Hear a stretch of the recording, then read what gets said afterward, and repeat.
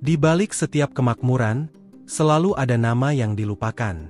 Nama yang dulu dielu-elukan, kini terhapus dari buku sejarah. Nama yang dulu mengendalikan kekayaan negara, kini hanya disebut dalam bisik-bisik orang tua yang pernah melihat kekuasaan berwajah minyak. Satu dari nama itu adalah Ibnu Sutowo, seorang jenderal, seorang birokrat, seorang pionir, dan seorang raksasa ekonomi yang hampir menjadikan Pertamina sebagai negara dalam negara. Namun seiring waktu, jejaknya menghilang. Sebagian memilih melupakannya. Sebagian lainnya dipaksa diam. Kita tidak pernah benar-benar diajarkan siapa dia. Padahal, hidup kita hari ini, harga bensin, arah ekonomi, bahkan utang negara, tak lepas dari warisan tangan dinginnya. Lalu siapa sebenarnya Ibnu Sutowo? Dan kenapa ia begitu berbahaya hingga namanya harus dihapus dari sejarah? Ibnu Sutowo lahir pada 23 September 1914 di kampung kecil di Boyolali, Jawa Tengah. Ayahnya adalah seorang mantri kesehatan, seorang yang mengabdi untuk rakyat kecil. Maka tak heran bila cita-cita Ibnu kecil waktu itu sederhana, ingin menjadi dokter seperti ayahnya. Ia cerdas, rajin, dan punya disiplin tinggi. Tak heran jika ia diterima di Stovia, sekolah kedokteran elit zaman Hindia Belanda. Ia menekuni bidang medis, anatomi, fisiologi, penyakit tropis, dan digadang-gadang akan menjadi dokter pribumi yang disegani. Namun takdir berbicara lain. Ketika Jepang datang dan Perang Dunia Kedua pecah, semua lulusan Stovia dipaksa memilih, tunduk, atau ikut berjuang. Ibnu memilih jalan yang mengejutkan.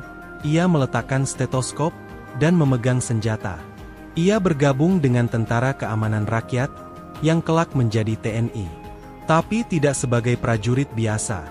Ia tetap menjadi tenaga medis, namun kali ini di garis depan. Merawat tentara yang terluka, memimpin logistik, menyusun strategi perbekalan. Kepemimpinannya cepat dikenali. Dalam waktu singkat, ia naik pangkat. Dari kapten, menjadi mayor, lalu kolonel.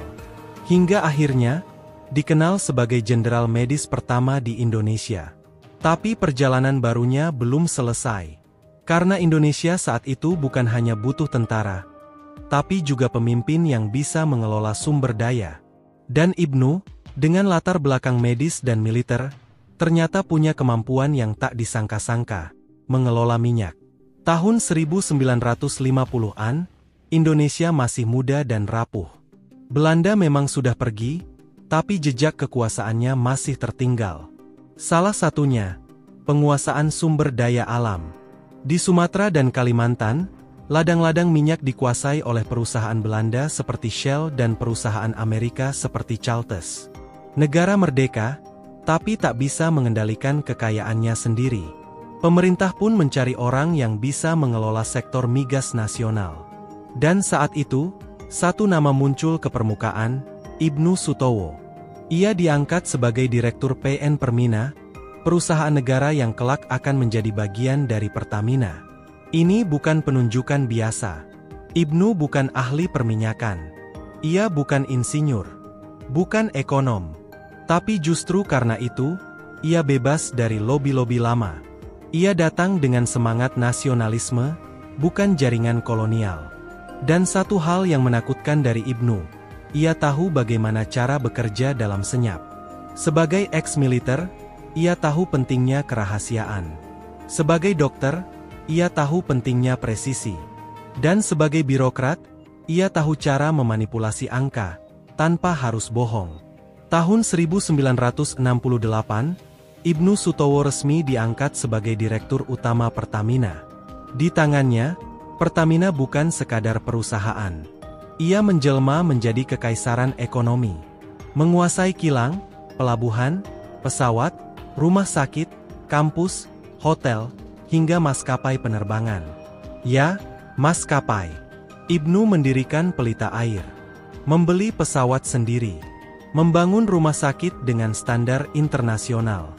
Bahkan menyumbang dana untuk pembangunan jalan, gedung DPR, dan berbagai fasilitas negara. Sumber dananya Dari laba migas yang tidak pernah transparan. Pertamina saat itu tidak punya akuntan negara. Semua pembukuan dikelola internal. Pajak bisa dinegosiasikan. Laba bisa disamarkan. Hutang bisa dijamin oleh negara tanpa persetujuan DPR.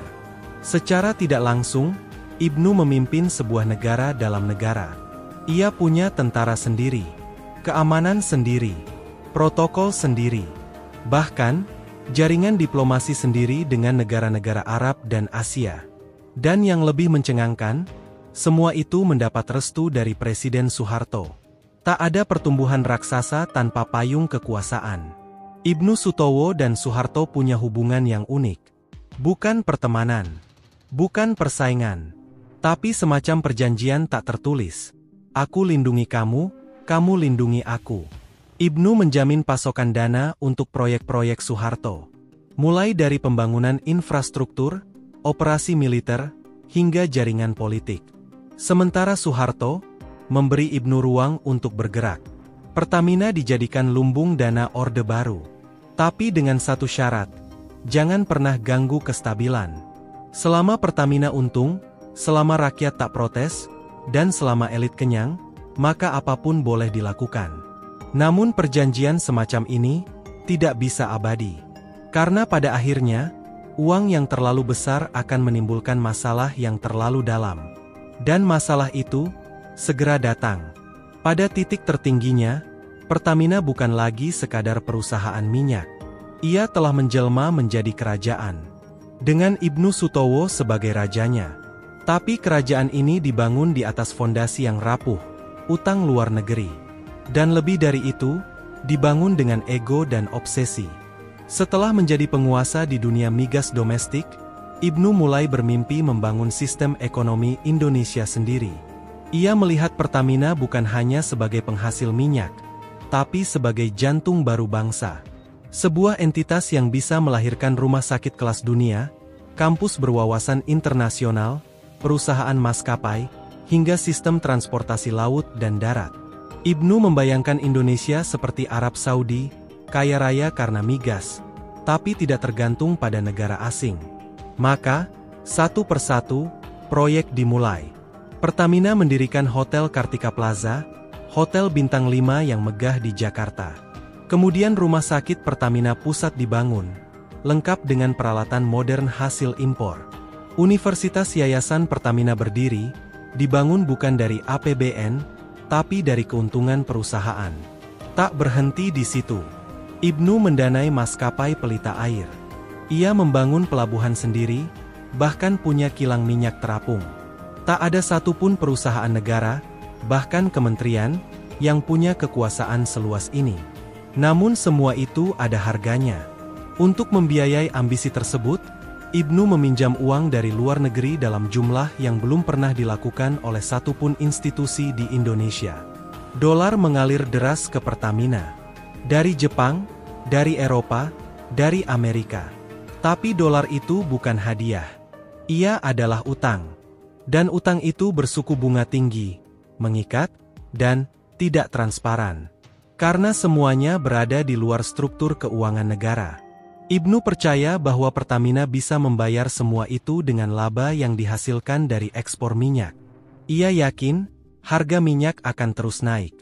Bahwa dunia akan terus butuh energi dari Indonesia. Tapi ia lupa satu hal penting dalam sejarah kekuasaan. Waktu tidak pernah memihak mereka yang terlalu percaya diri. Tahun 1975, Bank Dunia dan IMF mulai gelisah. Mereka mendeteksi bahwa ada perusahaan negara di Indonesia yang menanggung utang lebih dari 10 miliar dolar AS, angka yang lebih besar dari cadangan devisa Indonesia saat itu. Dan perusahaan itu adalah Pertamina.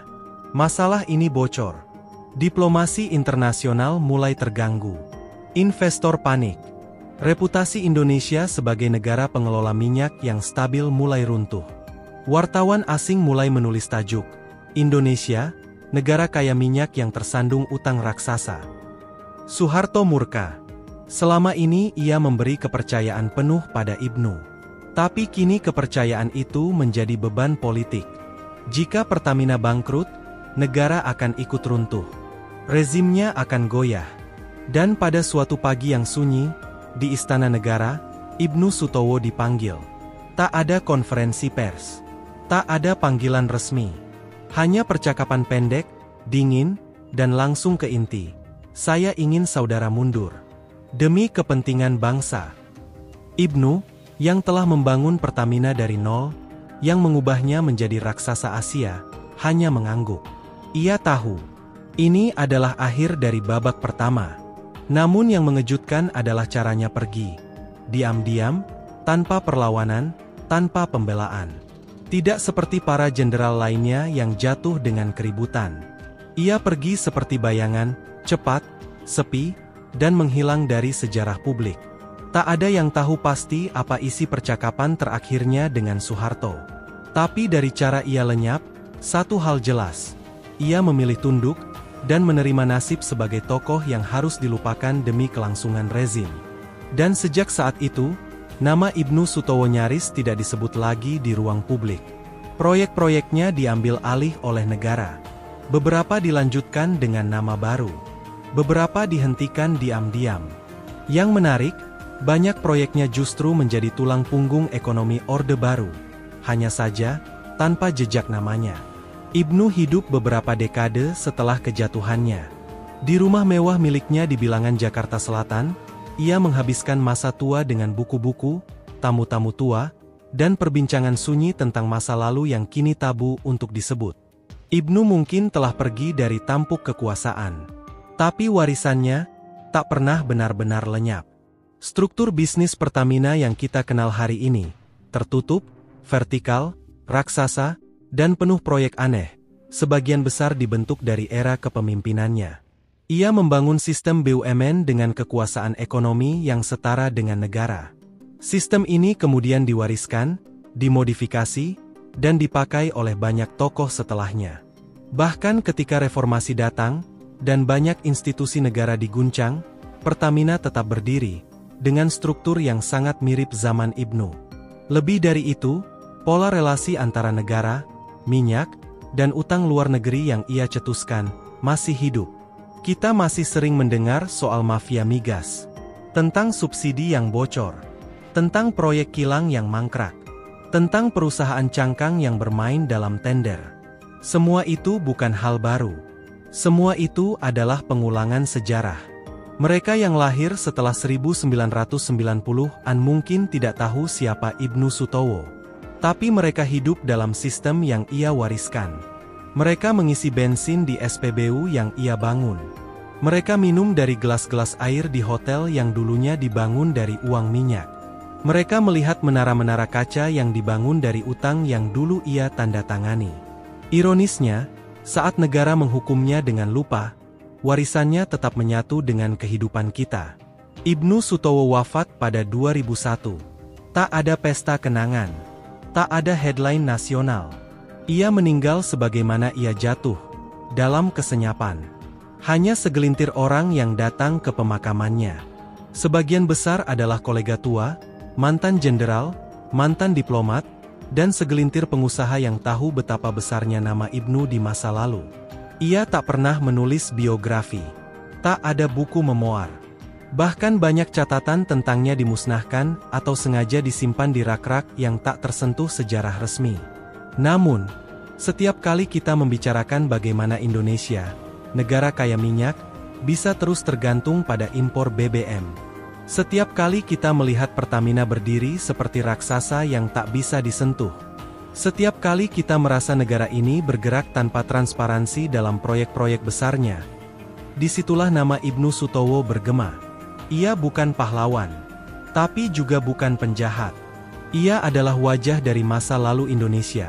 Ambisius, penuh idealisme, tetapi juga rentan terhadap kesalahan fatal. Mungkin itulah sebabnya sejarah memilih untuk melupakannya.